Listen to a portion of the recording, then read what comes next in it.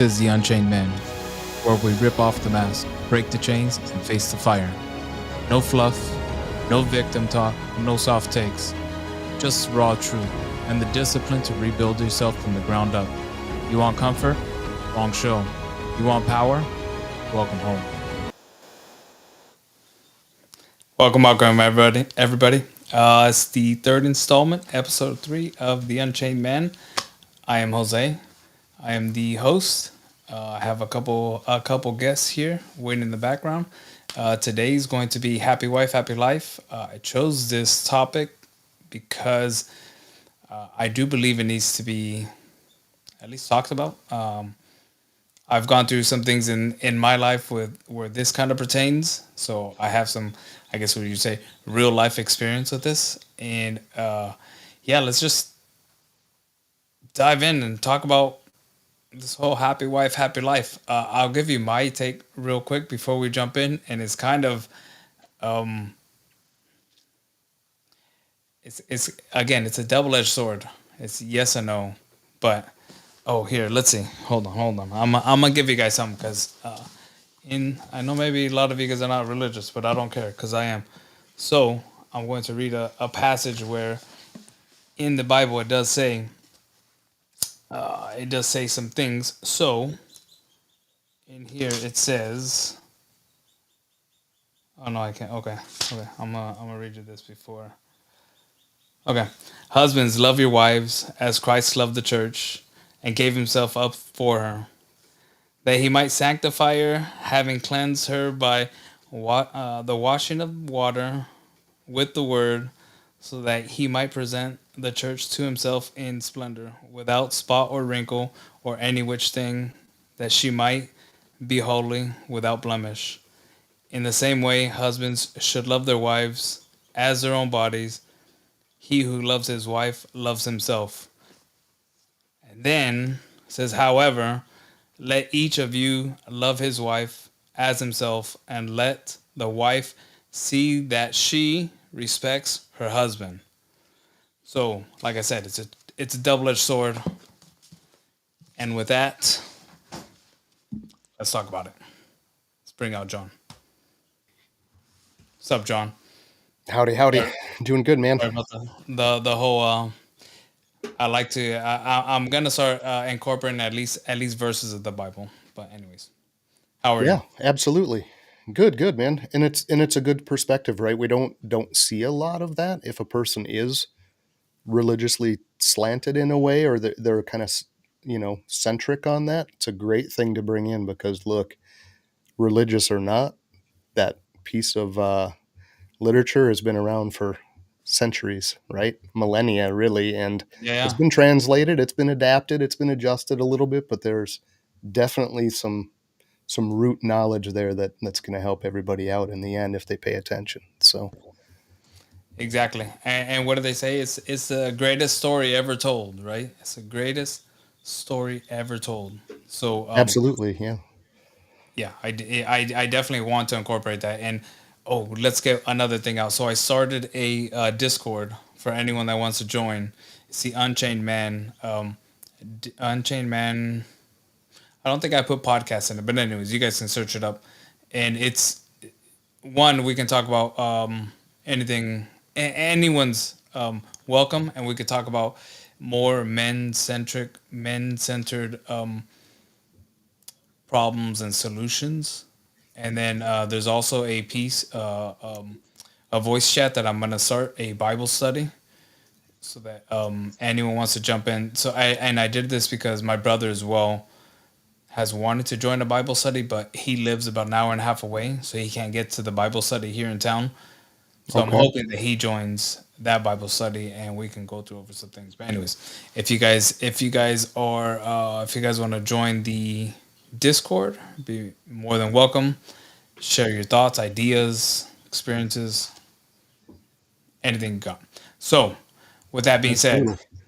this episode, Happy Wife, Happy Life. It's kind of a big one, yeah.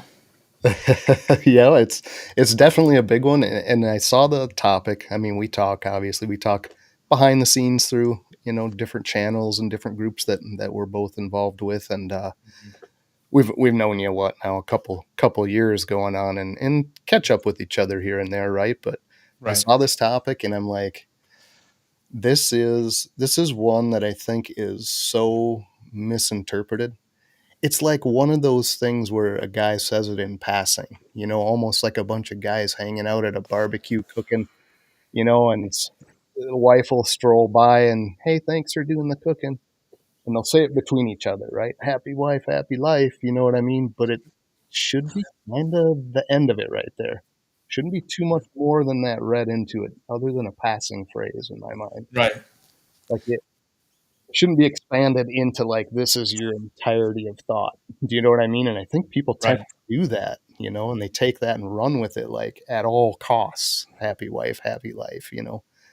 And I'd like to adapt it a little bit, and maybe this will kind of say more about my viewpoint of the statement is happy spouse, happy house would be my preferred. That's probably a better one. Yeah, because it goes for both, right? Yeah, not Yep. so flippy floppy. And, obviously you want a happy wife. We all do, right? But not at all costs, you know? So let's structure this a little bit, at least this episode, and we'll talk about maybe the let's talk about the at least maybe not negative, but not the best light in which it's spoken about, and then we'll end it in how we think it should be spoken about in the best light, and how it gets the best outcomes, or how we can apply it to our lives better than this happy wife, happy life saying as it kind of is now. Because I'll give Sure. you my perspective. So with your idea of them coming around like, oh, how are you guys doing? So that wasn't my experience. So my experience was like it was like a nagging wife. That's kind of where the happy wife, happy life comes in for me. Because what instead of doing that, they would come by and like, oh, you guys are not done. You guys, oh no, honey, I'm almost done. And you're like, oh, happy wife, happy life. You got to keep her happy, right? Right, right. Yeah. Something like that was kind of how I interacted with that whole saying, right? And use it to kind of brush off what they're doing in the moment, and not really address, I guess, The how we're feeling at the time of like, nah, right. maybe you shouldn't be nagging. Maybe if you came to me different, it would be different. You know what I mean? Yeah, no, I completely get what you're saying. Yeah. And I do think that's a lot of times the way it is in a person's life when they hear that phrase, it's that push your stuff aside and make sure that's taken care of first, Right. and So you're always putting yourself on the back burner, and you're always almost pedestalizing the wife in like this sure. higher. Hold on. So just so you guys know, we have another guest. He finally decided to show up. Let's see. Oh, hello, Greg. How are My you? bad, bro. Oh, you're good. You're good. Yeah, my It daughter was kind stopped of a by. natural progression. It went from one to two to three. We're here. Yeah, yeah. My daughter stopped by. She tried to stop by or wanted to stop by and see me yesterday and or last night, and I was in the hopsicle for a little bit, so that didn't happen. So Nice. yeah, she's on her way back to her mom's. So Are you in warp speed right now, or what's going I on? am, man. I am. This Nice. this whole week has been a freaking warp. Are you going to Right. go visit the A1 Atlas up in I might. I'm taking a trip to the Death Star right now. I'm gonna chill with the Emperor. Throw back a few. Right, Hey, right. report back. Shit. Report back. So okay. So did you? I don't know when you joined, but did you hear my spiel about how I want to structure the episode? We'll talk about kind of like the negative connotations of it first, and then Hmm. we'll end with the Yeah, positive way of maybe looking at it. John yeah, already threw out happy spouse, happy house, or however you want. Yeah. Yep, yep. But anyways, what's your take on the happy wife, happy life? How do you see it in a that's absolute how do you? bullshit. Honestly, it is. I don't know. I don't know how else to put it. It's. I I could go on forever about this, and not, I'm sure that we'll discuss as we go on. Um, I think that relationships now and marriages now are so much weaker than they were, say, what, 50 years ago? Or at least from my observation outside looking in. You never know what goes on behind closed doors, right? Sure. But my observations looking in, people just don't treat each other in the same way. And you have this influx of feminism that has pushed the perspective um, of the way marriage works. Marriage there used to be a hierarchy involved in the marriage, right? Right. And there was always, I won't say always, not every relationship is the same, but you would have that lean toward the subservience of one spouse or the other. Whereas now they push this narrative that everybody has to be equal, and I think that that can lead to a lot of headbutting. I think that can lead to a lot of unnecessary, Tread lightly. yeah, just a lot of unnecessary I'm just conflict in the kidding. relationship. I'm just kidding. I kid. I kid. I um, think you're correct. I think there's definitely a hierarchy that we've strayed away from. Equality has definitely brought that to the forefront, and it's not that we're not equal, right? We're equal in rights. Everyone has the same rights. But I think in a household, just like any other thing, business, anything else, there has to be a hierarchy, right? well, it's interesting because as my daughter and I were talking about me coming on the podcast today, Uh oh. we we had discussed the topic, and she considers herself pretty much a feminist, Wow. um, and she's like, that hierarchy thing. She said, I agree with that. You should be equal. I said, yes, but you can't be equal on everything all the time. I think that where the secret to it is if you recognize each other's strengths and weaknesses, and you agree that when it comes to this topic, I'm going to be the final say. When it comes to that topic, you'll be the final say. And if you're able to identify and use each other's strengths and weaknesses, that's where the magic happens, right? That's how you Sure. can Sure. truly shore up your relationship and make it bulletproof. Right. Um, but people just don't do that. People Yeah, get too and caught up in themselves and their egos and what society tells them they need right. to be. And Right. yes, And yeah, it's so I agree with you, but I do think so. And when I say the man should have final say, it's not that it's not discussed or that he's some ruler or tyrant to be like, yeah, right? But it's like if you're discussing it and she has a better idea, right? That's not to say that the husband of the home is not going to be like, oh yeah, you know what, your idea is better, let's go with that. But that's ultimate final say, right? That's like this hierarchy of you need like when I talk about businesses, you need a boss. There's groups that try to be groups with no hierarchy and try to be just a group of, and we're like, oh, everyone's the same, everyone's going to have a say in this, but that's not how things work.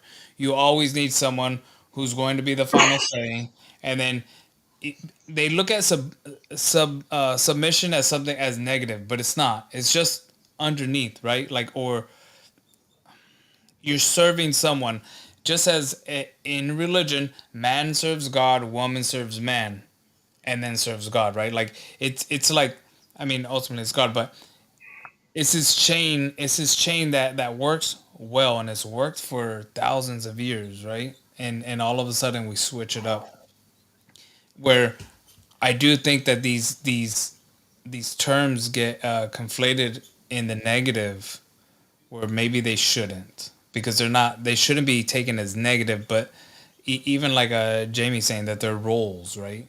And everyone has roles, but maybe that's a better way to put it, rather than if they don't like submission, come up with something else. Maybe roles would be the the right one, right? Like, but it's just, and they go to submission because that's what it says in the Bible, and a lot of men being God fearing and religious or whatever, that's what they revert back to. Hmm. Sure. Well, Yeah. And I do think that roles is the exact right phrase there because it is exactly like Greg kind of 100%.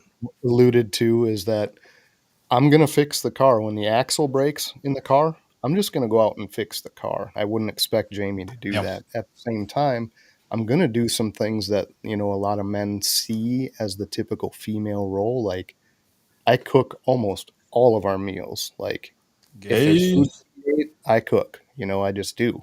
I like to cook. I like it the way I make it. She likes the food I make, and there's no point in having some tug of war over who's doing what role. Let's just know that we're both good at those strengths and just assume that in that area they are the final say. Same thing monetarily. I'm a little better with money, I think, and Jamie would admit that probably. She can be smarter about it at times. She can be like, maybe we don't do that right now. Sure. And I'll hear that. But ultimately, when we decide where that stuff's going and, what's getting put where, I think she'll also concede that fact and go, yeah, it's probably better you just do that. Sure. But we're both Yeah. very aware of where our strengths lie. So I do see the issue with what you're saying as the subservience portion of it because it does have a connotation of lesser. Do you know what I mean? Sure. Like, Yeah, Hmm. I mean, unfortunately, I agree, but I don't think it should be seen that way. But I do agree that right. it is seen that way. And Exactly. Well, That's the feeling, right? Even though you don't mean it that way, that's the feeling I think people pick up sometimes, you know. and and this sorry, one sorry. last point to this. Yeah. Even with the submission, the reason it's hard for them to hear is because they've been told that they're equal. And it's fine, you're equal in rights, but again, even to John's point, we do things as a man that a woman won't do, right? Like, so we're technically not equal, and there are things that, yeah, are seen as maybe women rules and men rules, just like cooking or cleaning or whatever, housely chores or whatever, right? But we can all do them. I'm not I mean, I'm single, so I do all the stuff, right? I cook and I clean, I do all that stuff. That's not a big deal. But in a relationship, there has to be some structure. Go for it, Joe. I'm going to disagree with you a little bit on that, Jose. I Yeah, think that that's we fine. are equal. I think that we are equal, but we each have our strengths and our differences, right? Men are typically physically stronger. Men are typically more um, adapt when it comes to mechanical things. And that's not the case in all cases. God knows there are female mechanics out there that can walk circles about around some of the men that are Yeah, but doing they it. can't take off some bolts. Well, Well, and So that's the strength thing, right? so Like a we're not physical strength is in your different. definition. Yeah, we're not equal. It's Right. fine. there It's fine to be that we're not equal. Rights wise, we're equal, but we're not equal as human beings. It's like we have okay, different strengths. okay, but you as a man have a tenth of the patience that a woman will have with a Correct. child, That means that a child rear. she's more than I am, so we're not equal, is what I'm saying Right. Well, in that regard. it equals out. I mean, because everything in life is yin and yang, right? Everything for every bit we stretch in one direction, our counterpart stretches in the opposite direction, right? Hold on, So but that Jamie is not that's an outlier, not the norm. FYI, Right, right. you hey, There's can't always exceptions. you can't use exceptions for the general rule. Anyways, go I, for it, Greg. Sorry. I will say now, I am one of those men who can't open a jar, and I'll hand my wife a pickle jar in a heartbeat now because the arthritis in my hands doesn't allow me to Right, do that right, Correct, yeah. correct. anymore. But that's again, that's the exception, not the rule. That's right. And there are, hey, I've seen many men who try to be men when taking a bolt out and snap a Sure. bolt off in an engine block and Sure. have to spend all day now trying to drill that bolt out, when if they had taken just a moment and put a little thought into it and used a little finesse, Sure. then that's where a woman is going to typically exceed over the man. Um, Yeah, yeah. we come in there as men and I'll fix it, Woo, woo. but So she wants to know my data on men opening jars. Tell me how many men that you know cannot open a jar. Where it's just men are physically stronger than the women. There are some men who can open jars. I get it, but the majority can't open a jar. Right, right.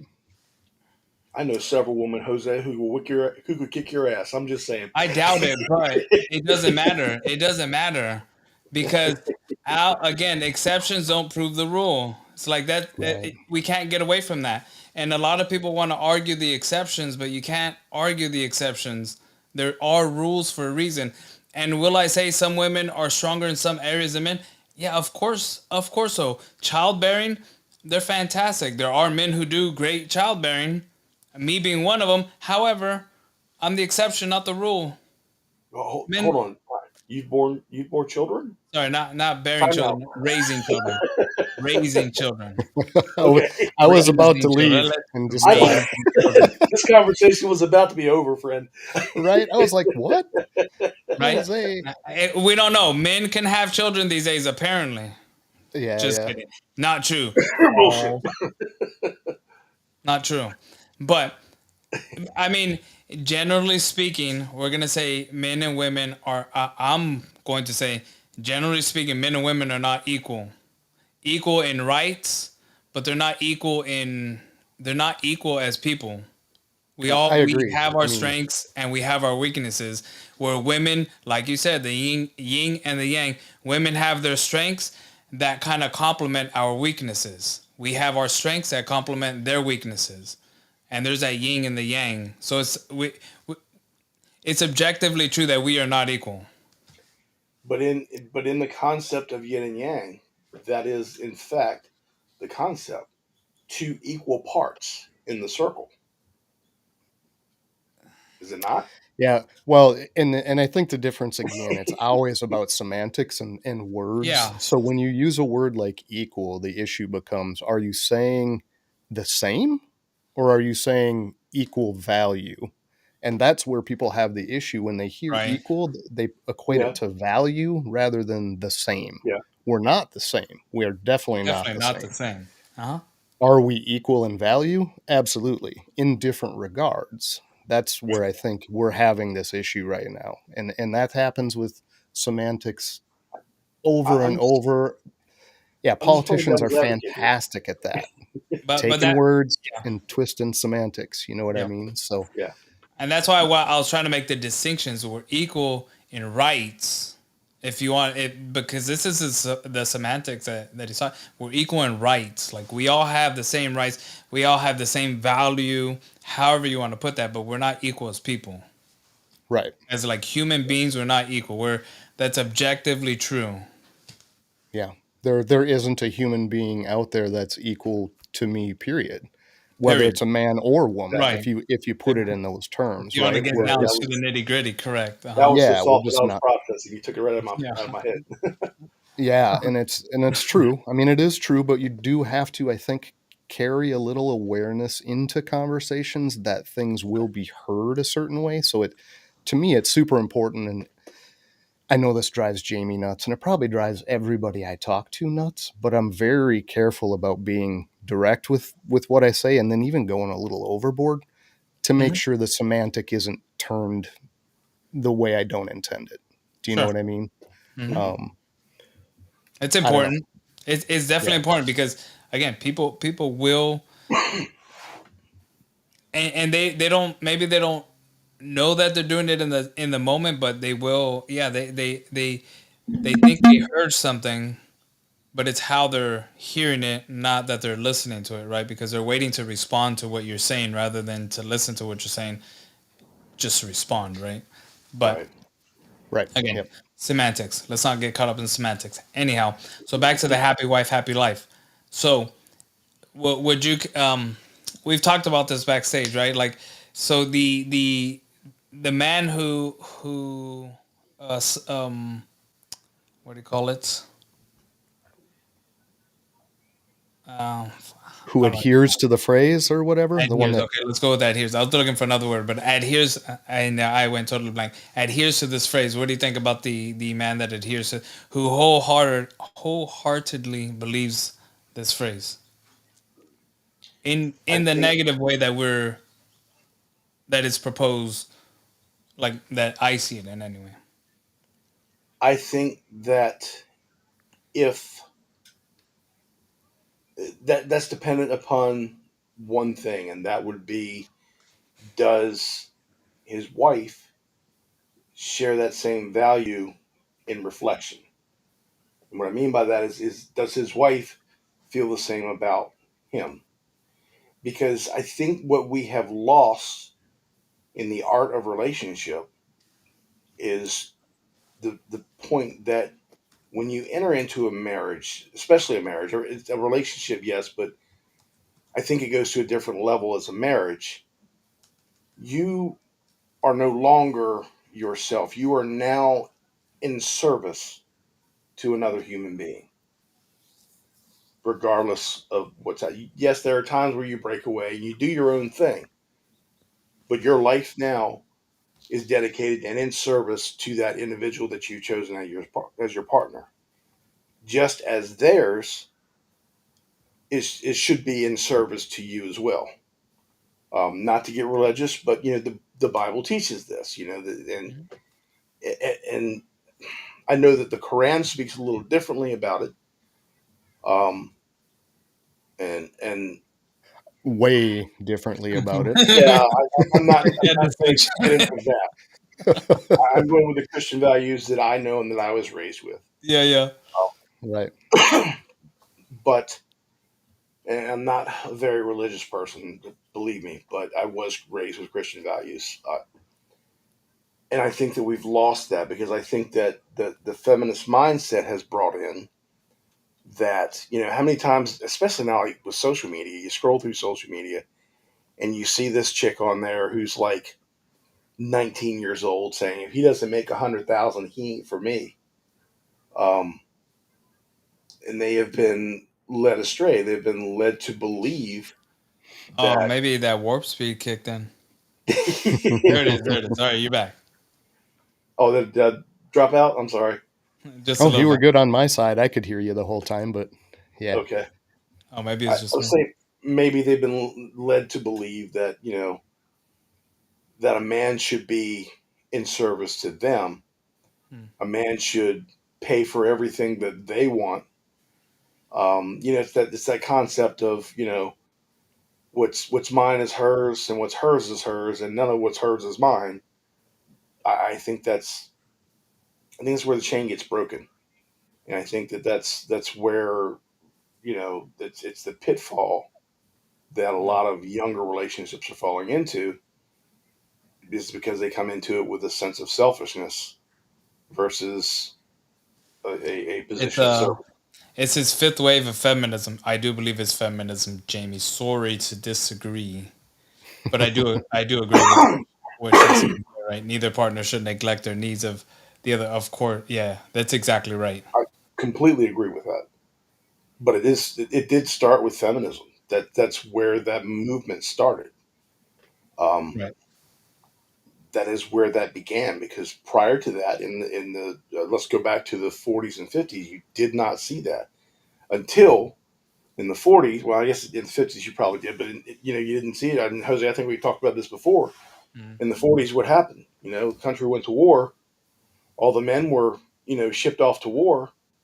The women had to leave the workplace because somebody had to keep the country running. So the women went into the workplace, left the homes, and never returned in the way that they were before.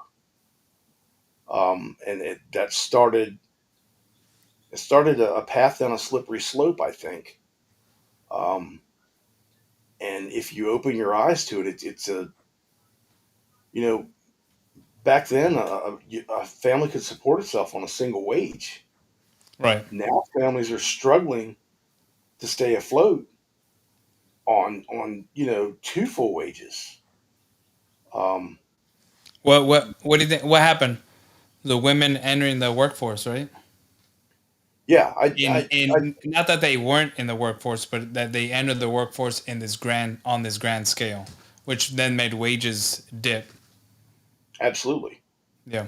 absolutely, because a lot of these employers felt that they could, and essentially they did get away with paying the women less than they did their male counterparts to do the same damn job. Um, I don't disagree with some of the points of feminism. I don't disagree with some of the goals that it started with, but I think that feminism as we know it in modern day has taken on a whole new identity and has turned into something that I don't think it was ever intended to be. Um, Should we go into the vote aspect? No, let's not. Hey, so the initial intent of feminism, I think, was good, right? They wanted rights. That's fine. right, I had no problem with the original intent. What happened in subsequent waves of, I think it really started in the third, the fourth, and the fifth wave, which is, I believe we're in the fifth wave. I don't know. They have a bunch of waves of feminism, but I think we're in the fifth wave, and it's like, so. One was they broke down the nuclear family. Two, they jumped into the workforce, and three, now it almost feels like they're what do you call it? What they're looking for in a partner is exceedingly more difficult to satisfy with each subsequent year that passes. Right? Their checklist gets longer and longer and longer. You're like, what's going on? For example, I was with someone a couple years ago, and she said she had a checklist of everything she looked for in a partner because this is what a therapist told her to do. Write down everything you look for in a partner, and if they check them off, that's the one for you. That's that is the dumbest shit I've ever heard. I'm sorry, Yeah, dumbest shit I've ever heard. You yeah, know yeah. why? Because she said, "Oh, you checked all of them off except for one." What do you think we ended up doing? We ended up breaking up. Not I don't know about necessarily if it was that one, but in the back of her mind, that one thing wasn't checked off, right? So Right. therefore, it could never be. Like this is like if you love someone, be with someone, right? It should be that easy. And then everything else, if the love is strong enough, you should be able to figure out everything else I, from that. another thing that I feel that we've lost in the concept of love and relationship is that love means acceptance. True Correct. love is Yeah, and acceptance, yeah, right? And not conquering someone or bending someone to your ways. And this is something correct. that I've been guilty of in previous relationships. I have done as much as the next person to destroy a relationship. I'm free to admit it. Um, but there's Tying into just a that real point fast. where that has to there has to be a common ground. You have to accept each other for who you are. And whereas you think about how many marriages were arranged, decades ago and lasted the test of time, and those people went to the grave holding hands, And hated not, each other at the same time. yeah, Sometimes, yeah. You know, Yeah. yeah, But they love, made and hate, it work, burn. right? Yeah. but Yep. they made it work. There was a dedication to it. There was a Right. devotion to that Right. person, Right. you know. Those Um, vows meant something, right? Till death look, do us part. there are some things that TJ just fucking drives me nuts over. John, I know you experience the same You thing better with bite Jimmy. your tongue right now, Greg. You better bite your. I'm just kidding. You know, I'm I sure love TJ is well aware at this point. look, everyone here knows that I've had a sugar mama for the last 5 years. She got a And sister. do I? I'm just kidding. I said, does she have a sister? Go for it. Sorry. Messed up. And it has given me a new appreciation um, for for her, and what she was willing to do for me, for us, and to to make sure that we went through. Would I have done it had the roles been reversed? Absolutely. I just never expected it the other way. I've never known it in the other way. My first wife, shit, that would not have been the case. That would have been, Oops. constant, constant strife to the point that I'd have probably swallowed a bullet by now. Um, but it wasn't that way, and that's how you know when you find that one is you have to know that you can lean on that other person. If that isn't solid, it doesn't work. It never will. Hey, that concept of the one, you think that's true? I know it's a different topic, but it kind of is the same, right? That there's So one person for each person? Is that what you, No, no, no, or not I'm not no, sure no. with you. Well, kind of, but that you find the one. Maybe you just found the one that works well. But it's not the one per se, Uh, if that makes sense. yeah, I don't feel like that is at all accurate or actual. I feel like there are many, many, many people that would work. Um, it's purely circumstance, timing, things like that that actually put people together. I do feel like there's enough overlap and enough. I mean, there's how many billion people? 8.5 billion now. There's definitely people that you would work just as well with. I think that's also something that you really need to take into account when you're with that other person, right? Because you're not the only solution for that person. Your job at that point is to become that person for them as much as they should for you. Do you see what I mean? Like that realization that there are thousands of other people that could fulfill the basic roles. Becoming without that one person for the other person is your job. without That's compromising ultimately, your own identity, yes.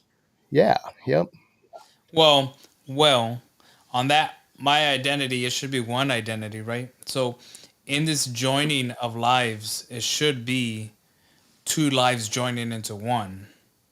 So, you kind of, I mean, you don't lose your identity, but you make a identity with the you two. become you become bigger and better, both Right. of you, Yes. ultimately. I mean, that's But the whole point, is to yeah, Right. elevate yourselves into the situation in the best way possible, and we work on this daily. I mean, Jamie and I have the oddest conversations about things like this, and it'll start with an argument, but at the end of the argument this understanding comes in that the goal really is to make you better in this light and me better in this light, taking the time to actually work on it, right? So um, to me, that's the Yeah. trick, or the whole key, is that realization that there's thousands of people out there that would fit your basic relationship needs, but growing that relationship with you and the other person is unique, and that is what you're working on. Not that that other person is solely the person for you, but you're going to create that, right? Yeah. I And mean, so, okay, so even on that point, the point of submission, then I wanted to expand on the point you just made, because the point of submission is, I think the reason it gets a negative connotation is because submission is usually tied to kind of like tyrant dictator type of deal. But right. instead, what's not understood is everyone is looking for everyone's best interest in this relationship, right? Like that's the main goal is, if someone is submitting to me, we'll call it submission. I'm gonna call it submission, right? We're sticking with that term because people don't like it, and it's the best way to prove this point. But if we're sticking with submission, someone submitting to me, do you think that in this household, if someone's submitting to me, I'm gonna make choices that are detrimental to us, or would it make more sense that I'm making choices that will level all of us up? It's not just me, because it's a we in this marriage, whatever, right? It's a we. So what the choices that we make, but ultimately, let's say the man has the ultimate say, it's not going to be detrimental for the we, right? It's always going to be beneficial for the we, which I think that gets lost a lot in the submission because they're thinking about it in that tyrant dictator type of way, where Yeah. they're thinking that it's a negative to them that they're submitting to this overarching force on them, and yeah, it shouldn't be that. I guess my point is it shouldn't be looked at that way. Anyways, go for it. I think instead of using the word submit, we should probably be using the word trust, because trust is the fundamental element of love, is it not? If you can't trust that individual, you'll never reach the point where you'll ever be able to survive a relationship with them. I don't care how much you try, I don't care how much you do. Ultimately, there's going to be a catastrophic failure. So, if you trust that individual enough, it's we're stronger as one. But to your point earlier, I think we have to maintain that individualism to lean in, because like where one side is lacking, the other side is stronger, right? So what's the strongest shape in geometry? It's the triangle. If you think about it. So if you have your base and then there's two beams leaning on one another, is what makes that strongest shape, right? So you have to Is trust it that is a other. triangle the strongest shape, Greg? Or are you just Yes, making shit up here? yes, that is It's the not the strongest circle. geometric shape. Not the circle, not the circle at all. If you look at every Fair bridge that enough. was ever built, it's built in triangles. Yeah, they, Every they don't truss. make them out of circles. Not very That's right. often. Oh, this, yeah, it's true. I suppose. It's not a French curve. I got you. It's the I Right, got you. right. triangle. I'm thinking about the egg and how you put. I mean, even though that's oval or whatever, Yeah. you could put a whole bunch of weight. Anyways, yeah. Yeah, No, I mean, I get it. That's yeah. And you're building, but it yeah. is it is this whole idea of and even Jamie from I think her name's Jamie, right, from Professor Python. Hmm. Yeah, yeah. She said yeah, distributes weight equally, but she was talking about in today's society, and it's correct, today's society is different. In today's society, the women coming up seem to have a different perspective on what they should be looking for um, in a relationship and marriage, etc. Right? This kind of brings up a good point, and so let's see. I wanted to share this video. So there's a guy. Hey, Greg, are you familiar with Akash Singh? I'm not sure. He's a comedian. He's on the Andrew Schultz podcast. He's a comedian. I think he's Indian from like India. Okay. Anyways, he has a wife, and he loves her. He was supposedly he was a virgin, or he was a virgin when they got married. He was 31. She was 20 something, 22 or something. And she said she was a virgin, so they got married. But then she goes out there, and turns out that she may not be, or may have not been a virgin, and she lied Front about it. row, Anyways, baby. he's still doing a lot of stuff. So let's see. Hey, if I share this, John, it's only gonna share that one screen now. I believe so, but that's okay, right? I mean, to see the clip and discuss it, I don't know. Let's see how long this clip is. Hold on. I don't want it to. This maybe in the first.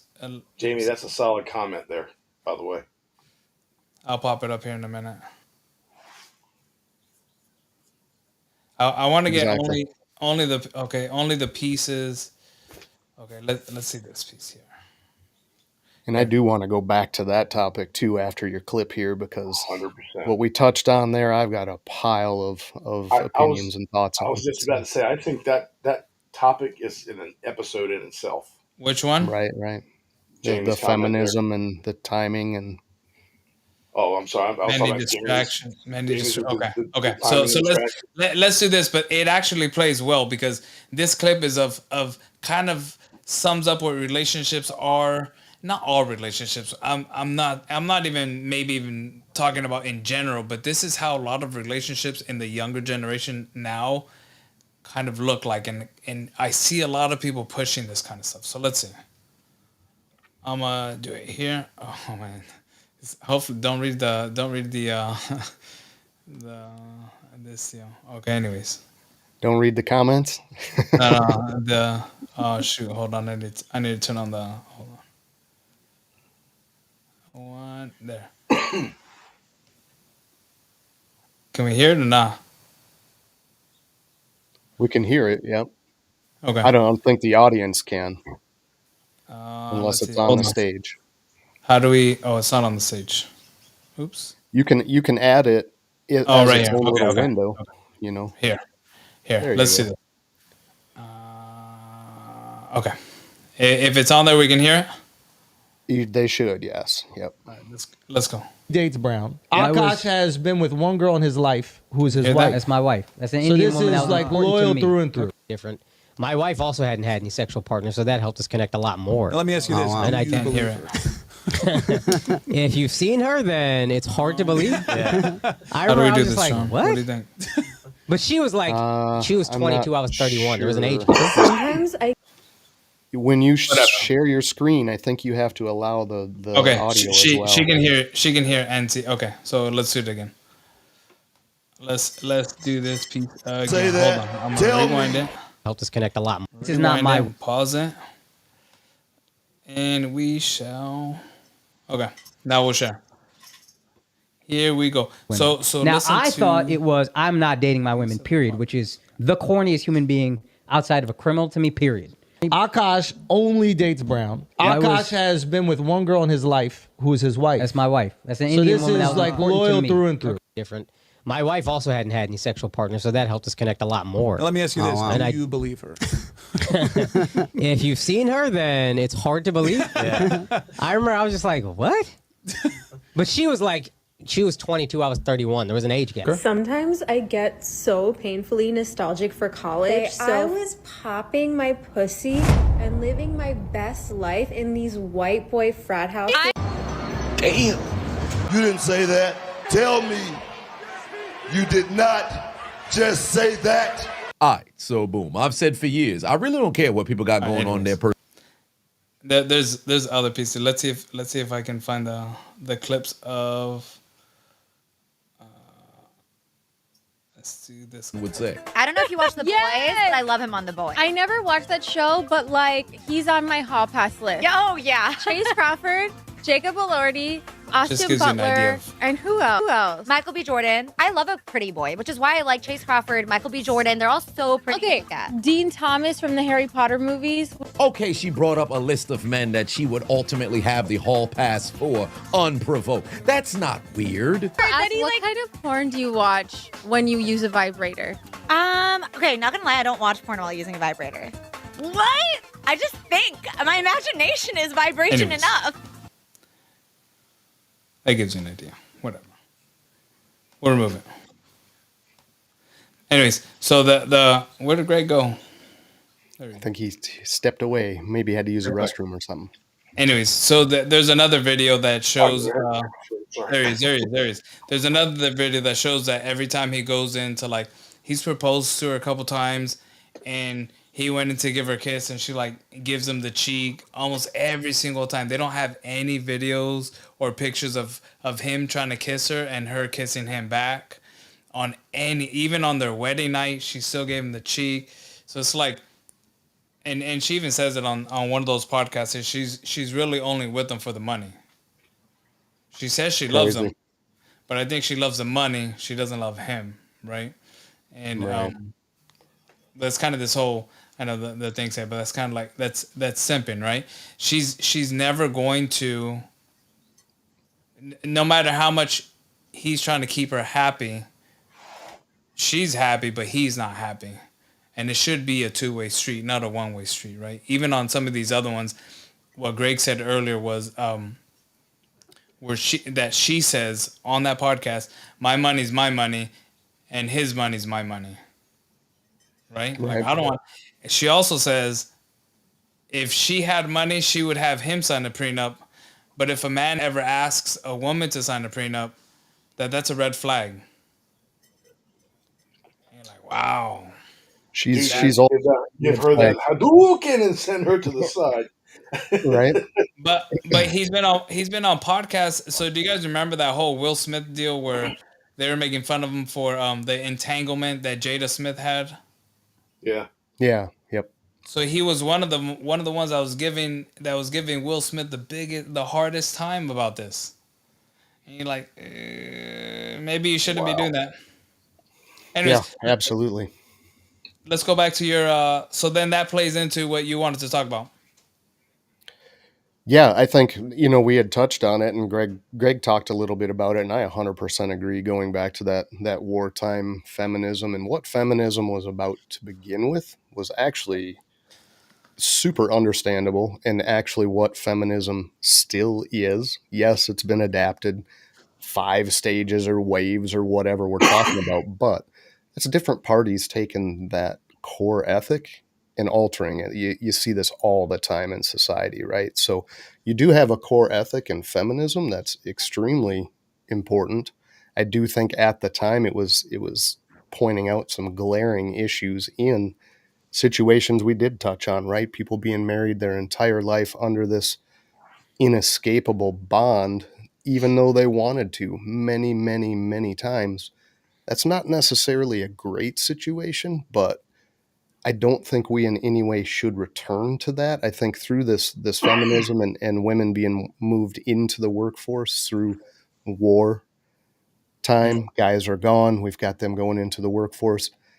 That was all very intentional, guys, and that's the part that we need to be more aware of, is that corporate world playing against us in the worst ways. Right. Like, it absolutely is, its goal is to divide up that core household, to that core family, stretch things as far as possible. Like you pointed to, Greg, one income could supply a family when corporations weren't nearly as greedy. Now that's getting worse and worse and worse. We see it in the supermarket.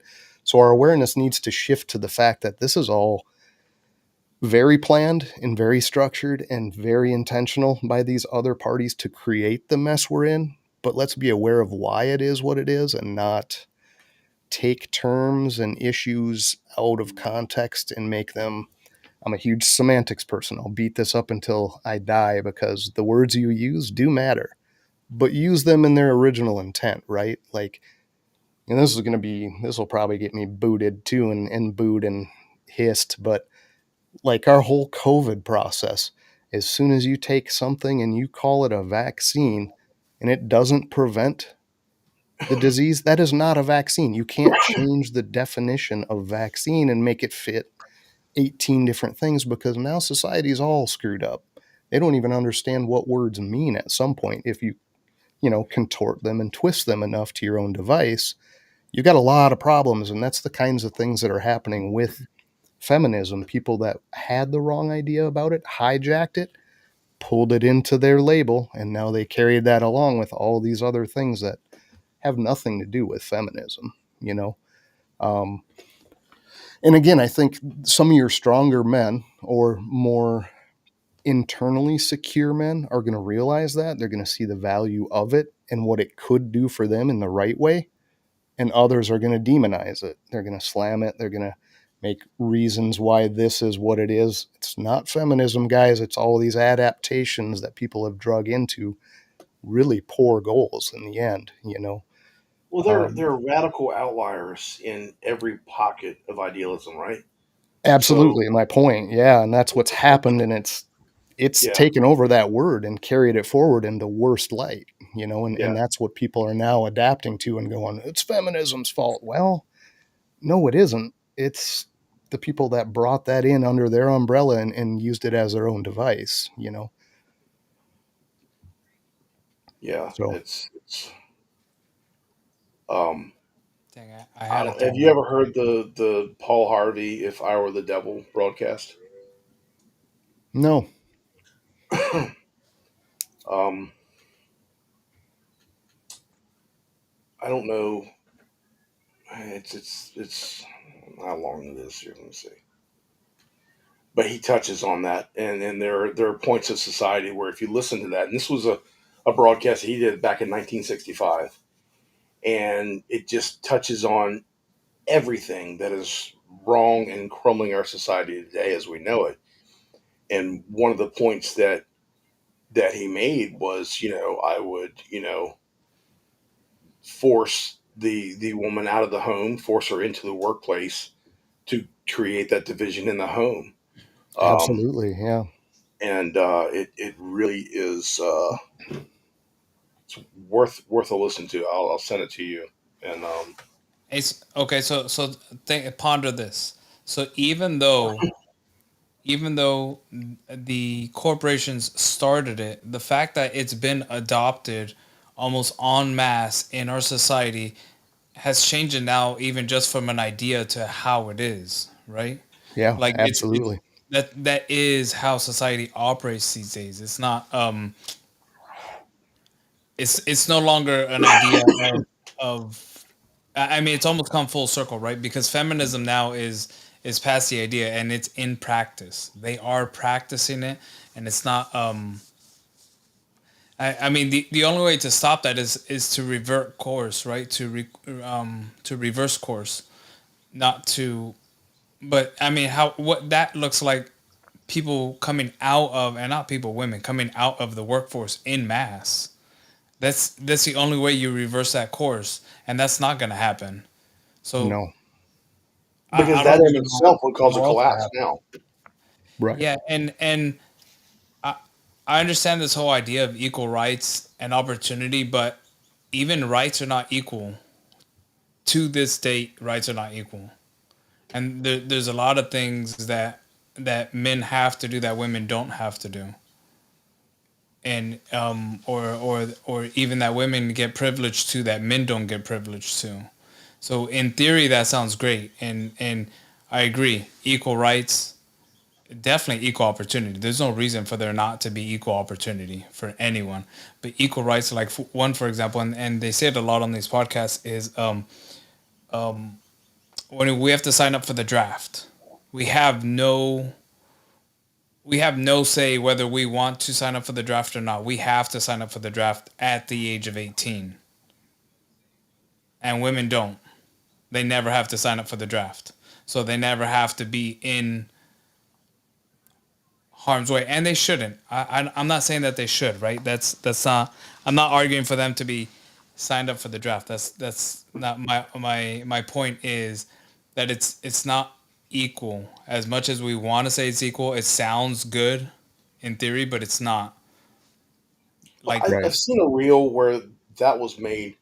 There was a woman who was making an argument, and she said, "Tell me of one law that the U.S. government has that depicts what a man can do with his body, like they have a woman." And it was an argument against abortion. hmm? And, um, dude replied, "The draft." A Yeah. simple two-word answer crushed that argument instantly. Um, And that's true.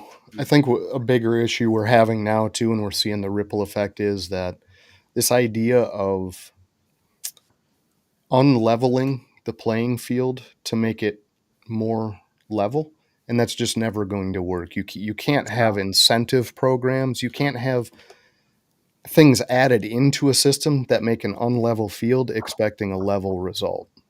And Right. yeah. and we do it constantly with things like, and again, I'll probably get crucified for this, but it gets into racial things. It gets into, minorities. It gets into immigrate. It gets into every part of society when you start creating rule sets to supposedly help balance. If you just leave all that stuff out, it's balanced. What you need to do is you need to focus on people doing the wrong thing, like Right. excluding people from work, Mm. and really punish that behavior. You don't change the field, Right. you punish the poor Yeah. behavior, and the field is already level. Just leave it alone. But we So do that we'll all call the it time, and now it's all we'll out call the it wazoo. subsidies. Yeah, Easy. or incentives, or whatever you want to Yeah. label it Well, it's as. just that the government gives so that they can incentivize or whatever. Then people, but it's a if the word that comes to my mind is subsidizing things, Yeah, any kind of absolutely. system that they subsidize to try to make it more equal for the people. But again, that plays absolutely into what we just talked about with the Right. corporations starting this ball rolling, and who is going to benefit at the end of that?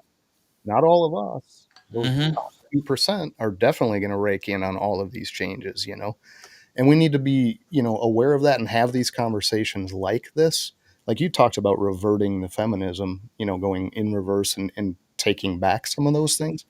Absolutely.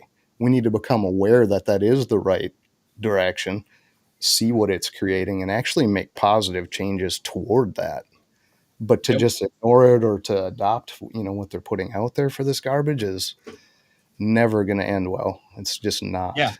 And ultimately, that's going back to the nuclear family. We've gotten so far away from this idea of, and you hear it a lot where women are like, "Oh, I don't want to have kids. I don't want to raise my kids in this society. I don't want to do this." That's I. That's such a. So I got my daughter from going to, I don't know if I want kids, to I definitely want kids. Right. That's the most ridiculous thing I've ever heard. We as people should be having kids, men and women, right? It should not. Yeah, maybe some people shouldn't be having kids, but that's the outlier. That's the exception, not the rule. Again, right? Like as people, we should, as human beings, we should be populating the earth. And a lot of people think that we're overpopulated currently, but we're not. We're not even at replacement. Or Yeah, sorry, we're going the wrong we're just direction. above replacement, right? Very much so. And Yeah. and a lot of people get this idea because they're living in super densely populated areas where they think that it's overpopulated, not understanding that most of the US is almost not inhabited or populated at all. But it's these little pockets that are super densely populated where they get this. Yeah, they think. I mean, and you look at China, right? They're like 1 billion strong or something. Like, ooh, yeah. But China's huge. China's Hmm. huge, and they're densely populated in certain pockets. They're not. All of China's not populated. You know what I mean? Right. Nuclear family. I think we definitely need to get back to.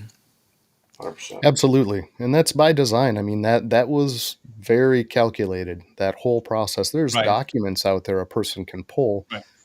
from policy way back in the even the 20s. That stuff was starting to be wedged in for the benefit of the 2%. And you can find those documents. How are we going to go about this? Number one, we need this war in place. I mean, Right. those things were structured Yeah, they purposefully. took the men away. They split them. Yeah, it's everything. It's even touching to your other point. It's they've done it racially. They've done it economically. They've done it. There's a whole bunch of levers that they pulled. They just split everyone up. Absolutely. Anyways, Yeah. so let's talk about then the flip side of this. Happy spouse, happy house. So in that verse that I read at the very end, it says, however, let the woman, I don't know, realize that or see that she respects her husband.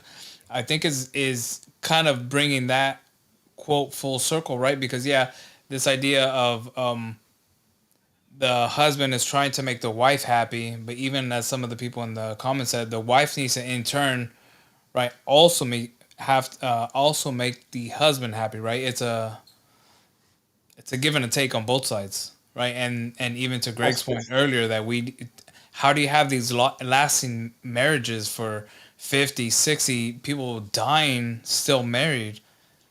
They understood this, right? Like, and even though they didn't have, maybe they did, who knows, happy spouse, happy house. I mean, as easy as that sounds, that is kind of the key to all of this, right? Really is. I mean, it's a bit of selflessness on both parties, you know, like ultimately knowing the full benefit of that situation is your own growth and benefit too, to give up some of those things, to make accommodations, to accept, you know, deficiencies in areas and, you know, excellence in others, and to understand that that's what's driving it and making it work, you know, and it is a little bit selfless. That's not to say throw yourself away. It's Right. more throw yourself into it. You know what I mean? Like, don't make that 100%. division, you know? But again, So, that energy has to be matched on the other side. Absolutely. If either side flounders in that for any persistent length of time, it'll collapse, and it'll be a strong collapse, because ultimately what will happen is one side or the other will lose trust in the side that's floundering, and then the entire, I mean, yeah, relationships are a house of cards. No matter how you can put duct tape or whatever you want to on them, but they are a house of cards. And at Right. any given time, it only takes one good gust of wind to fold them, Hey, Greg. unless, Greg, but these are built on triangles. Carry come on. on, get on that. I'm just saying, I'm just kidding. I'm just kidding. unless it's built with triangles. If you build it with triangles, it'll stand I that talk wind. shit. I apologize, Greg. I go for it. Go for it. Go for it. Hey, I mean, it, and this is true. So in the longest relationship that I've been with was with my kid's mom. We were together for 16 years. I wasn't in it 100% for the last probably several years, and it came crashing down. Could I have been? I didn't want to be. I for sure didn't want to be. And was it the right decision? Yeah, I think it was the right decision ultimately. But in order to give it maybe a fair, so but I was 110% in for, let's say, the first 12, 13, 14 years. But I wasn't getting that back. But as soon as I dropped, it went out. I, Right. I've been that guy. And I can tell you that the lesson that I learned in that is, if you reach the point that you are feeling as though you don't want to be 110% in, Yep. then you need to ask yourself one question: are you ready to leave that relationship? Or yeah. Because ultimately, it can't be, you know, you can't have one and not have the other. And if the answer to that is yes, if the answer is, well, I'm kind of leaning that way, then that's the way you need to go, and you need to go now. Because Right. in the Well, long run, I you're dragged it gonna, out. Yeah. yeah, you're gonna say, and so many people will stay together because, of kids in the relationship, and I did not do that. Um, my daughter was old enough that it has had some effect on her. My boys, that wasn't the case with them, and they're like, we don't feel like we're really affected by your divorce with mom, because I mean, ultimately, there's going to be some effect, but we this is all we've ever known. This is the life we were brought up in, Uh, so it doesn't feel like instability to us. We grew up in that situation. so they were Um, younger. yeah, they were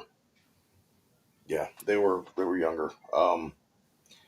My ex-wife thought that the answer to our marital problems would be to have another child, and not knowing what else to do, I agreed to it, and then she had two.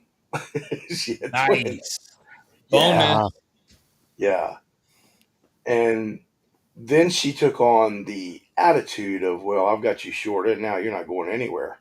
Exactly. It's Hold that crap. thought. um, personally, it was a situation. Um, she made me absolutely miserable for years, and that was a situation where the whole happy wife, happy life thing just didn't work out, because whatever I did to try to make her happy, it was never enough. But you It was used never it, good right? enough. You leaned on that happy wife, happy life, I'm assuming. I did. I leaned and I fell flat on my face. Yep. I learned that I couldn't trust that, Yep. so I withdrew. And then that's when the house came tumbling down. And ultimately, the sad part is, the people who lost out on that was my kids. But, it's like my daughter and I had the conversation today. She says, I don't know that it would have been better for you to stay with mom. And And I that's the told her, I said, realization. Yeah, I told you it absolutely would not have been. It absolutely would have been so much harder on all of you Yep. for me to stay in that situation because I was miserable. She was miserable. There Yep. was no point in continuing the misery and only raising you to recognize a completely dysfunctional marriage as normal. That's not, Right. that's not what we were aiming to do. So, Yeah, very poor example to grow up in. Like that is not what you want to perpetuate down the road. You know, they Right. don't need to see yeah, that as normal or healthy or correct. You know, so you're absolutely right. People go under that assumption that, hey, if we work really hard, if we just fight through this, if I do stay in this miserable situation, they're going to benefit from that somehow, and it couldn't be farther from the truth. It's just, yeah, projecting all of the wrong onto them and how life should be. You know. ultimately, I was a coward in that, and I couldn't bring myself to end it. So I sabotaged it. Subconsciously, that's what I did. I sabotaged it. Sure. Yeah, And but if you look at it, men it's proven statistically that men don't end marriages because we try to stick it out as much as possible, right? We as stubborn as we are, I did the same thing. I tried and I used the excuse because it truly wasn't the excuse. I used the excuse of my kids, right? And ultimately it came to fruition that what I thought about my kids was true, that I was not going to be able to see 2/3 of them. I kept my daughter, but I raised two. I had my daughter. My daughter stayed with me. The other two went with her. And I was telling John, they didn't talk to me. The middle one talked to me maybe or started talking to me about a year ago, maybe, or 6 months ago. Sorry, 6 months ago. But it's something brand new after 8 years. So it's like, yeah, it's true. However, it would have been much worse, just like you said, if I would have stayed in there and I could not provide them with a functional, good view of what a relationship should be. And then they see dysfunction and they think that that's normal. And Right. that I did not want for my kids. yeah, Absolutely, man. Absolutely. And I agree with you. I think men do tend to choke that back, swallow that back down, and just go, I'm going to grind through this because, again, I think one of your other episodes was man up, or, Right. that idea that men have this, I don't want to say responsibility, but they have this duty, whatever you want to call it, that's kind of your role, kind of your job to, Yep. fill. Kind of like I stop don't being a have little that bitch. issue. I never did, Yeah. Yeah. and I don't. Again, I know I'm different, or out there on the fringe of a lot of what people assume. But yeah, both of my first marriages came to that point that you guys are talking about, the recognition that it wasn't healthy, it wasn't a good thing for the kids involved to see that nothing about the progression of those was in a good direction, and it was a very easy for me decision to just cut it there. Like, don't extend that any further than it needs to be. Don't make that a scene for, X years of their life that they absorb. I mean, in my thought process, they were first in that decision. Like, I don't want them to experience that. So I'm getting out of this. As miserable as it might have been for me at the time, Sure. I would rather do that side of it and just it wasn't that hard a decision for me, if I'm being honest. It was like, No, this and needs to go, kudos, like huge kudos to you, right? It's difficult to it was super difficult for me to even go through that to yeah, that it was hard. It was hard. I yeah, I couldn't do it. It's yeah. unfortunate I couldn't. I didn't have the fortitude that John had to Well, and yeah. I'm not saying that. It just clicked in No, my no, brain. but it's true. It's true. Yeah. Yeah, no, kudos to you because you did what you thought was right, and even though I thought it was right, I couldn't pull the trigger. it could it, and like I was telling you backstage, it was more because of the change, right? It was gonna hurt. It was gonna be different. How was life gonna be after? Was I gonna be able to see my kids? And like I said, a Right. lot of that stuff, a lot of the fears came true, but it's definitely 100% better than it would have been if I would have stayed. Right. Right. And that's a sad thing to say too, right? Because I do think that that bleeds over into this idea that people talk about that um, people give up on marriage too easily. I do think that's the case a lot of times. I think there's a lot of things that could have been worked through if both Sure. people truly talked and Sure. tried. Mm. But I also think there is a point where that comes to an end, that comes to a dead end, and there is no other road from there, So I don't know what's better in the end. I really don't know. But part of how I view the bubble of marriage, if we want to even go that direction, is, and I don't know, I have a real issue with it because I feel like it's that duct tape that Sure. Greg talked about on the card house. It's really just something you're putting there as a support Mhm. for something that maybe isn't all that healthy, but you're going to bounce bad things off of that bubble before you leave the bubble. Do you know what I mean? And it's like, I don't know if that's a necessary part of a good relationship equation. For some, yes. I don't think that applies to everyone. Do you think being married twice jaded you from the idea of marriage? I think to some degree, what I would say is it put my mind in my own realization of what was necessary for a relationship. Um, it made me more aware of what was needed for me and what wasn't.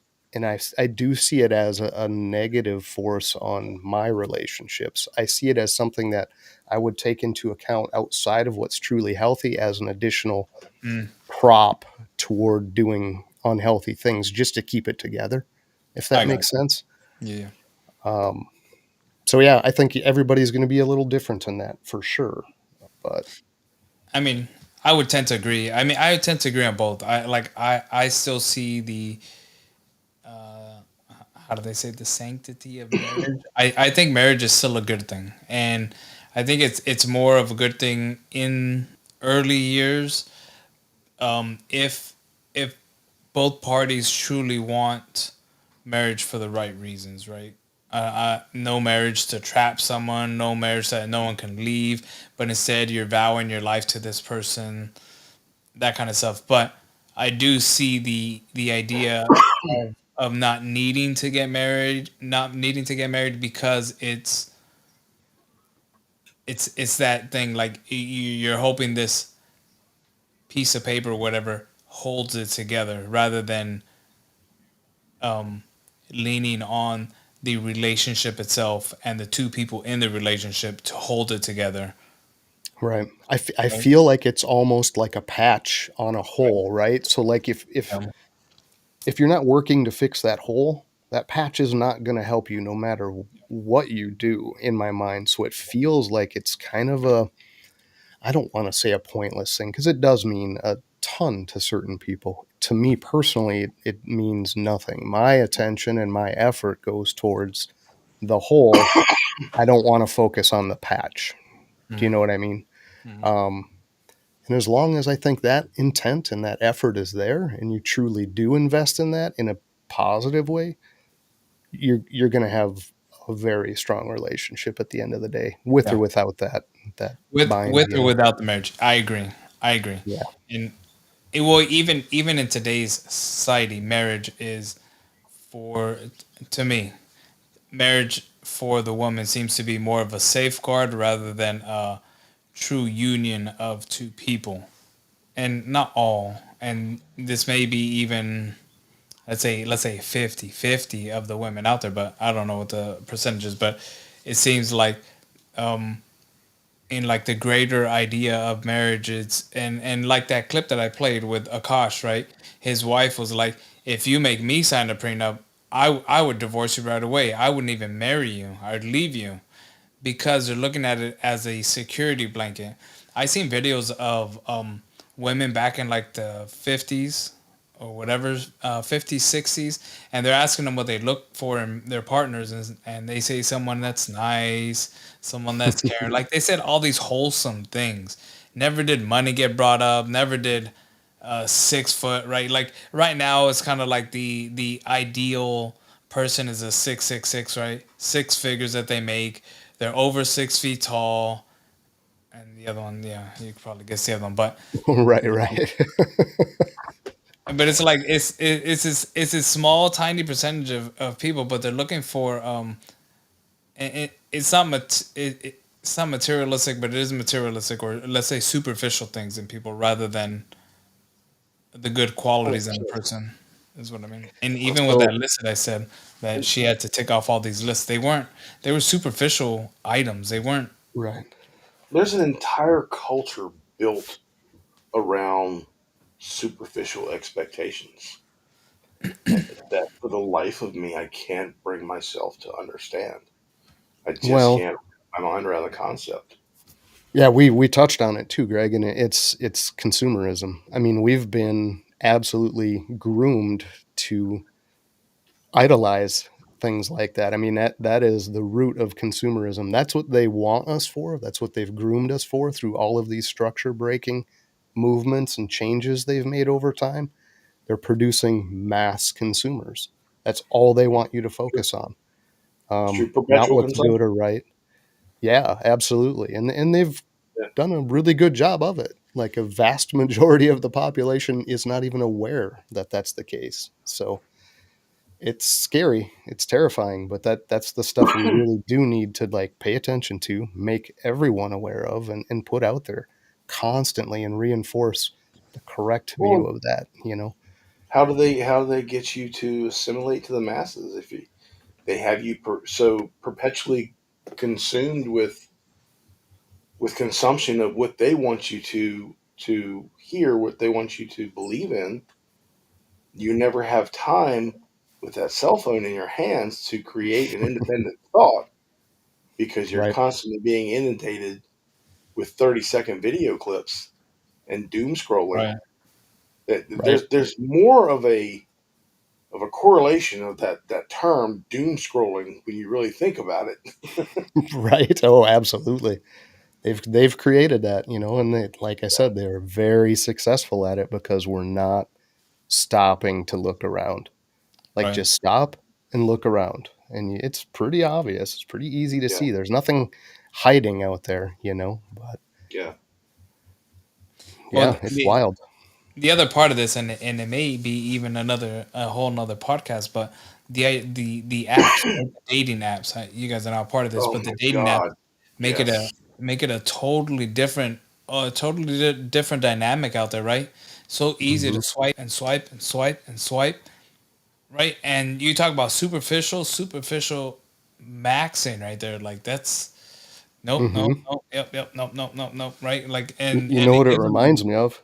It's like shopping on Amazon, right? Like just being another consumer, Exactly just what it is. scrolling through the catalog. You know that Exactly what it they've is. worked on that. So dang, imagine. So, do you guys get on Amazon and just doom scroll on Amazon? sometimes, I mean, Oh, I'm guilty dang. of it. If Yeah. I'm looking for something in particular, I will get sidetracked on some other things, you know, and sit in there for a bit for sure. My wife hates this about me, but I am. So if I make up my mind that I want to buy something, Hmm. if it's a significant purchase, I will spend months researching and Right. comparing, and researching, comparing, and shopping prices, and before I'll actually commit to pulling the trigger and buying it. Hmm. And I do that with so many things. That's why I'm impossible to shop for because I'm impossible to satisfy. So, you know, my You'll mom is ask sitting if there, they did that, is what you're saying. You'll ask, did you look for the did you go to that? Did you check this yeah, out?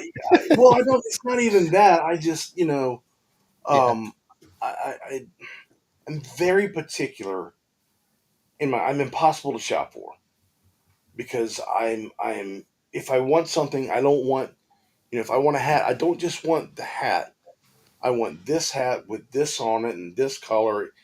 I'm just very particular in what I want. If I'm Like, God, one of the worst things I've ever had to shop for is a new tablet or a new computer because I have so many expectations and my uses of that device are so diverse that Right. it's difficult to find one that will meet my expectations and not have such an exorbitant cost on it that Donald Trump couldn't buy it, you know. I was gonna Right, say, if right. you have enough money, I bet you'll find it just like that, Greg. Well, that's the thing, you know, and I've always lived by that note of as a fool and his money soon part. And there are so many people who will pull the trigger and buy something without doing the research on it Yeah. that get taken for a ride so much. For sure. Yeah, but Yeah. that's called buyer's regret. Yeah. Right. Regret.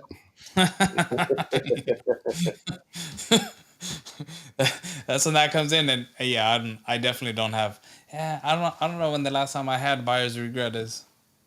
Yeah, it's been a long time. I do the same thing, Greg. I'll throw stuff in my cart. I'll wait. I'll review it. I'll come back a couple days later. Point Yeah. point in time. Hold on.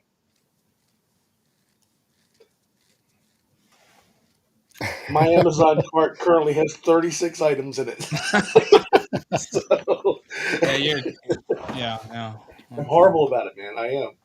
Yeah. Yeah. So a Well, Maybe lot it's of the stuff I'll put in my wish list or in a list, yeah. and then I'll go review it, and then I'll add her because Nah, I do screw the that. same thing. I'll add a If whole I bunch put of it stuff to my cart, and I'm like, oh, when I want to go buy something, then I have 36 things. I'm like, oh shit, it gotta. doesn't click. But if I put it in my cart, I know I won't forget about it because Amazon's constantly going to send me reminders. Hey, you forget about Oh, this this? You is forget about true. that? This is true. You still thinking about this? Yeah. right. They So, do too. They'll be like, maybe "Hey, if I sexy, how's the coffee? And do you want this still?" You know, they send them real seductive messages in your maybe, email, man. maybe if I found a dating app or something that had done that when I was younger, maybe I would have ended up in so many shitty relationships. But Hey, Greg, back in 1957, did they have dating apps? oh, Oh, ouch, ouch, Jose. You know, right. I don't know when when you were born. 1900 and something sounds pretty old though. It's funny. It was in the 1900s. Yeah, I think we've calculated. I'm just slightly younger than both of you guys, right? Yeah, I think so. Yep. It's yeah. not much because I'm He's the 46. oldest. He's I was that, born that, in that guy. 1979. Right, right. 74 here, so 51 this Oh year. yeah, not That's bad. wild. Yeah. 75 for me. So 76. Oh, my oldest brother was born in 76. Okay. So yeah, Wow. you know what a pain in the ass we can be. I mean, we don't speak, so yeah, I you'll do. see me. Ah, Wait till I get a wheelchair. Difference of right. opinion says he thinks he can't speak to me. Whatever. Gotcha. It be like You'll that patch that sometimes. up. Huh? You'll patch that up at some point. Sibling relationships can be tough. Yeah, Yeah. I come from such a dysfunctional family. I cannot remember a single 6 month period of time. My mother had um, those six siblings altogether. Sure. And in my lifetime, I cannot recall a single 6 month period where all of those siblings were talking to one another. Wow. Not once. Not once. Wild. Yeah. So there's six of us, and we were all speaking regular basis, seeing each other, visiting each other up until about 6 months ago. Now Wow. we're split 50-50, three and three. Three of us talk and the other three talk, but they don't talk, we don't talk to each other. Or they don't talk to us, we'll say. They don't talk to us. Actually, that's not true. One of them has come back over to the dark side. So he at least makes points of contact and he talks like he was at Thanksgiving this last we had it yesterday at my grandpa's house. So he was there and he talks to us, but the other two, yeah, we'll see. We'll see if they ever come around. Is your grandfather still So living? No. I have Oh, one okay. grandparent left. No kidding. Really? gotcha. My grandpa. He's 91. Wow. Wow, that's up there, man. Yep. Respect. My grandma passed away somewhere like 15 years ago. His his wife, and Hmm. then my other two grandparents passed away when I was 8 years old when they passed. But they didn't pass of old age. They passed from a car accident.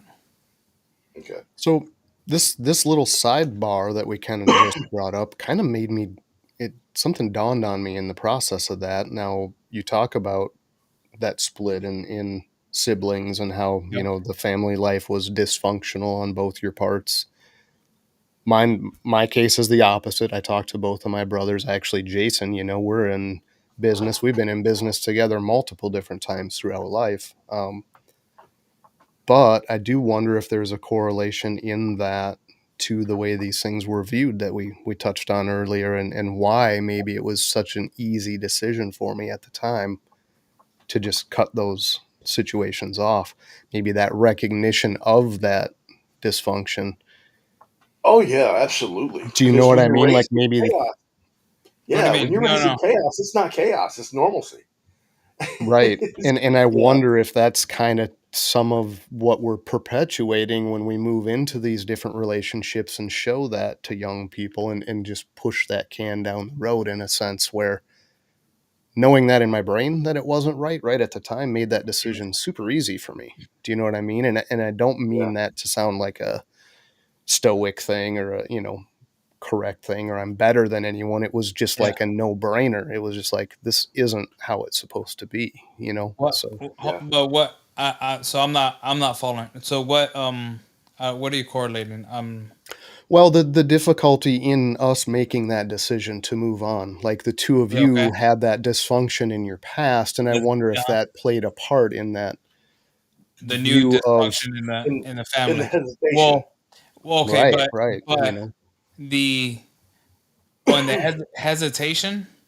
in the hesitation to end those things, to see it for what it was clearly and cut it off, and you know what I mean, like I know for me personally, I can absolutely 100% see it correlating to the amount of bullshit that I was once willing to accept within a exactly, relationship.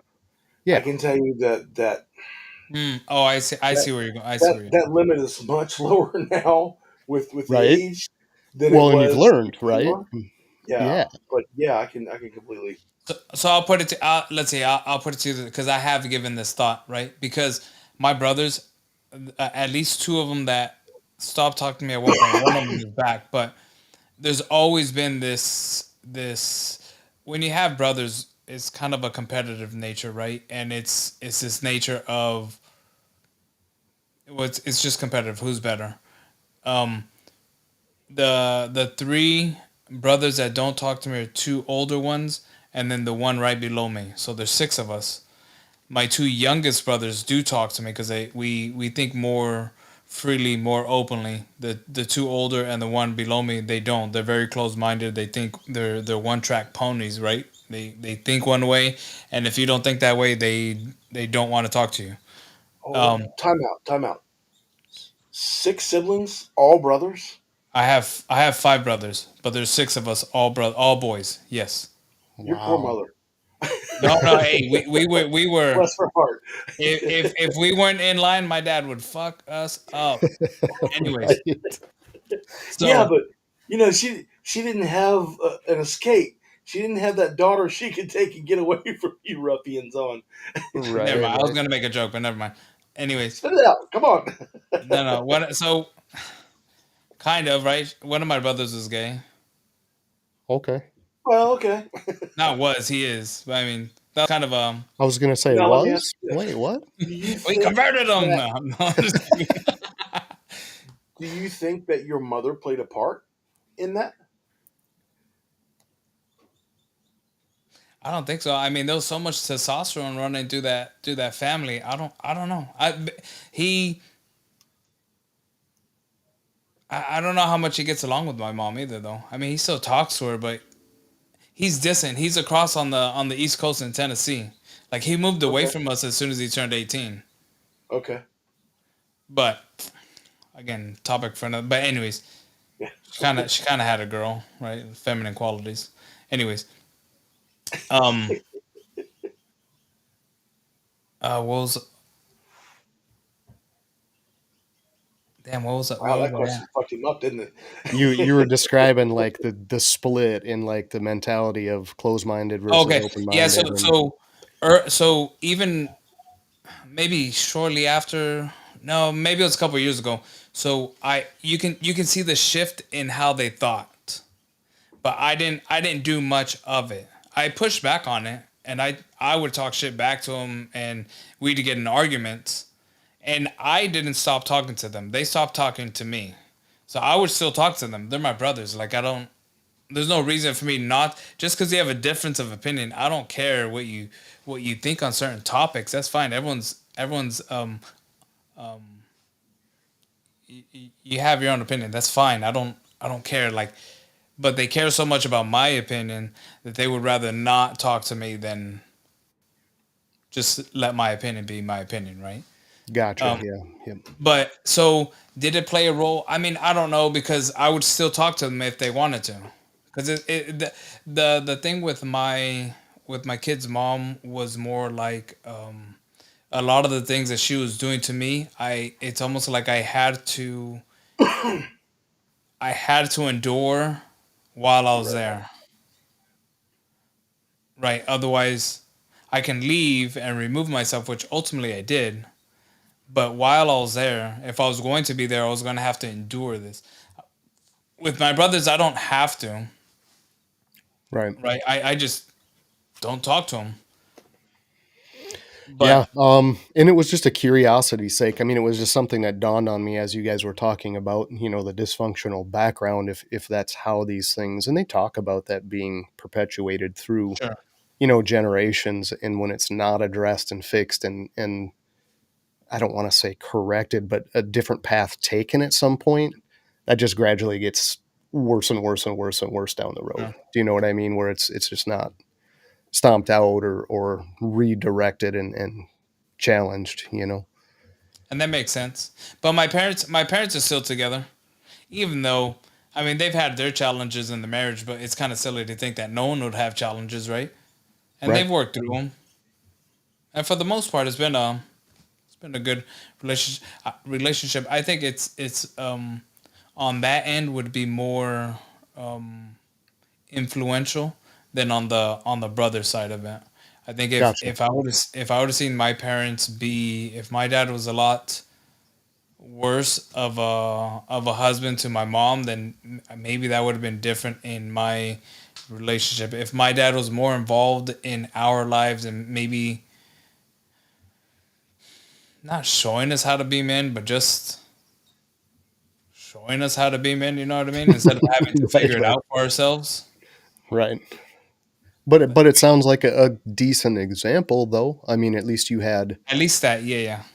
that example to look at and model to some degree. Whether you did all of the same types of things or not, no. But to have that communicative father is Yep. very rare in our generation. Sure. They don't have those conversations to the side. Now, the way they handle things that come up is a model that we can look at, right? Like when an Hmm. issue arises and they handle it a certain way, we do model that to some degree, um, with or without that super in-depth conversation attached.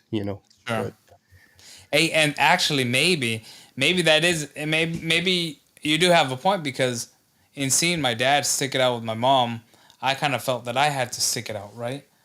right, Whether whether I thought it was right or wrong or indifferent, whatever it may be, he stuck it out. So maybe I should be the man to stick it out, right? right. Regardless of the It's situation. seems that portion of it imprinted on you to some Right. degree to somewhere in your subconscious, it was the right thing to do, right? So And where he should have instead told me stop being a little bitch. Okay. You know what I mean? Have that yeah, real well, conversation, but right. it's or like or the recognition, right, of or the recognition or scale of what is real truly correct and equal and sure, right and what isn't. Maybe right. you didn't have that conversation to use as a Right. reference. You just saw him sticking it out, so it made sense Yeah. to you, you know. Well, and I look at it. Wow, that's you got quite the record. When's number 4? No, I'm just kidding. No, I'm just kidding. If you look at it, so Yeah.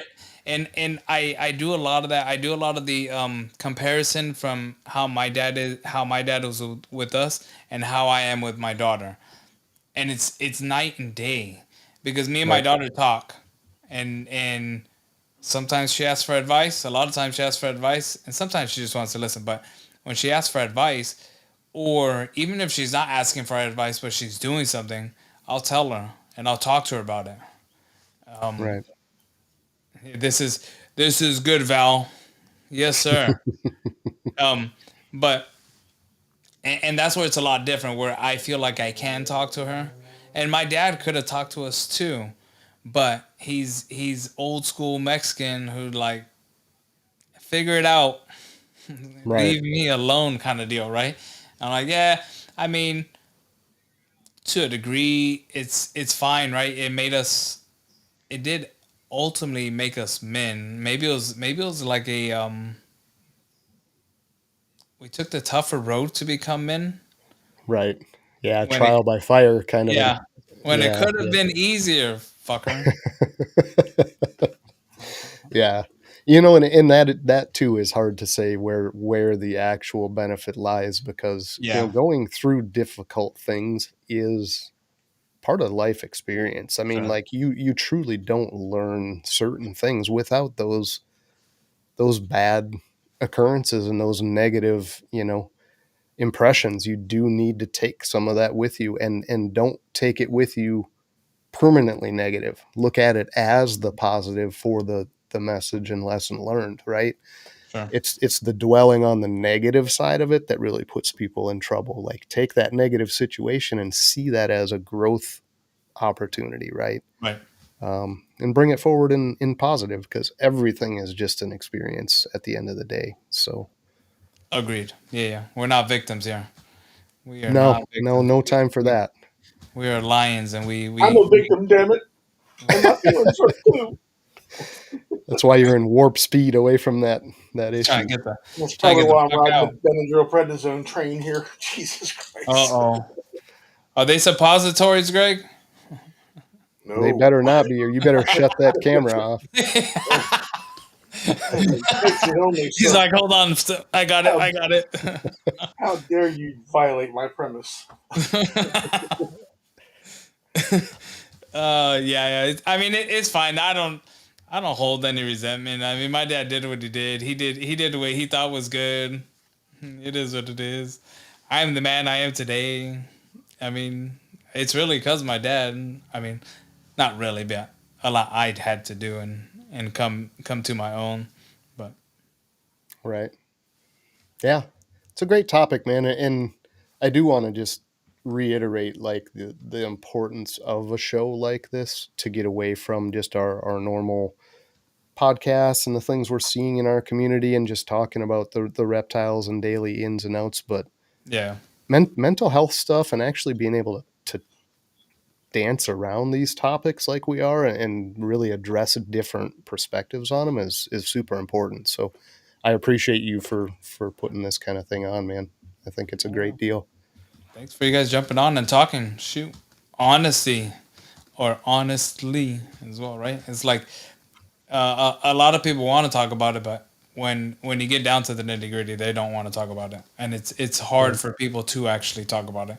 And it being November, I'm pretty sure this month is men's mental health. So Right. Absolutely. But something that needs that's to the wrong stretch, hole, Greg. Sorry. but something that needs to stretch year round, and feel like there doesn't Right. need to be a specific time or place or anything for that to Right. occur. It should be open and free to us at all times, you know. So Yeah, I At all I times, don't for know. sure. Yeah. It's important, man, for sure. 100%. 100%. Oh my God, that. Yeah, well, I do appreciate it. We've been on here for hour 44. I think we got this topic. So, I mean, I guess any closing remarks? We'll go John and then we'll go Greg. Yeah, I guess back to the main topic, happy wife, happy life. I think in a passing phrase, as to maybe just touch on something that just happened, a single occurrence, perfect. Use it for that.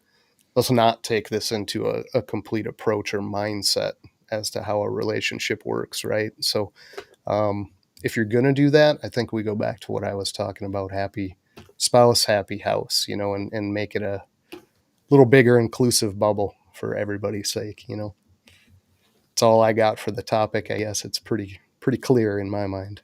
But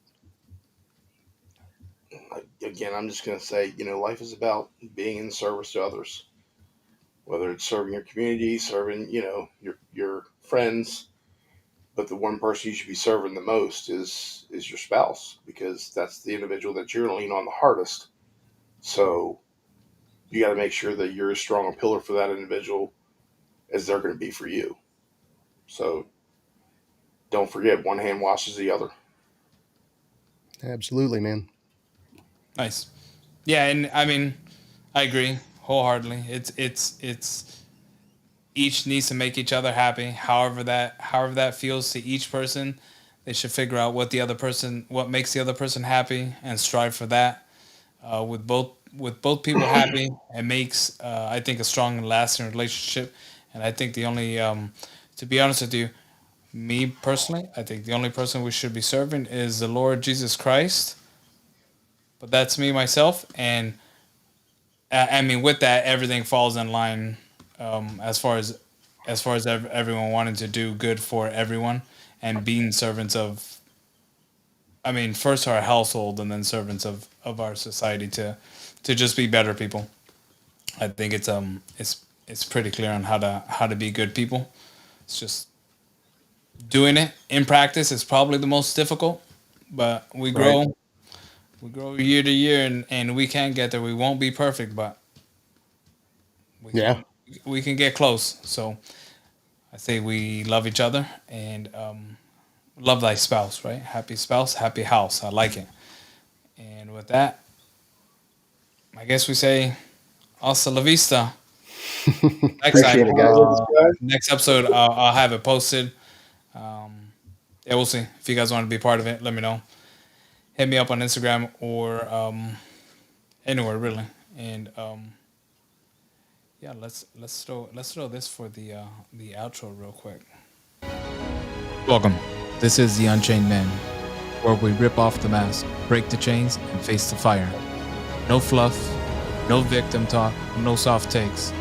Just raw truth and the discipline to rebuild yourself from the ground up. You want comfort? Wrong show. You want power?